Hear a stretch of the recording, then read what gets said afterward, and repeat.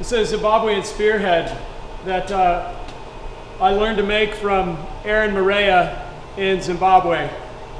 And this is the profile of it from an end view. So it's got an offset in there.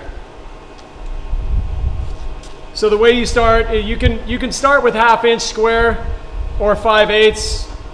Either one is fine. To be able to use the 1/2 inch and get this profile, you got to be really accurate with placing the hammer blows, and I've never been able to get the results that I want using 1/2 inch. I mean, Aaron could do it every time and it looked perfect, but I just don't seem to be able to have the finesse that he does. So I use 5/8, and that gives me a little wiggle room to get the finished product that I want. So 5/8 square, point the tip of the bar. It's a blunt point, it's not a long taper. After that, make like a diamond shape, but you don't have to bring the edges of the diamond to a really thin. So make a diamond shape. After that, I've done some pre-forging already. After that, you're going to use, as in the picture, the bottom of the face of the hammer, and you're going to angle the bar back towards you and use the bottom of the face to lay that line in there. And you do a little bit here, and then you're going to want to reheat the bar because it needs to be nice and hot, and then you're going to flip it over and do the other side, and you work it in sections.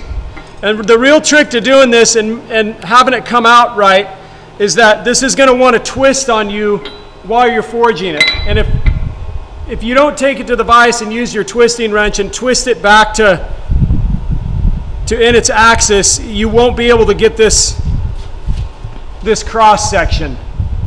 You can see that cross section in there. So you work it in sections using the bottom of the face, heat it back up. At that point, you'd probably have to go and twist it again, and then just continue to do that until you feel like you have the cross section that you want. I would probably go over this 2 or 3 more times, all the way down each side, and refine the offset a little bit. So that's how to make this spear, and I'll show a finished spear in a photo on my Instagram page. So you can see what it looks like, and so you can see how to finish out the bottom end of it. So Zimbabwean spearhead, really fun project to make. It really will test your hammer control and accuracy. So it's a nice, what I want to say, study piece and practice piece as well. So give it a shot. Thank you.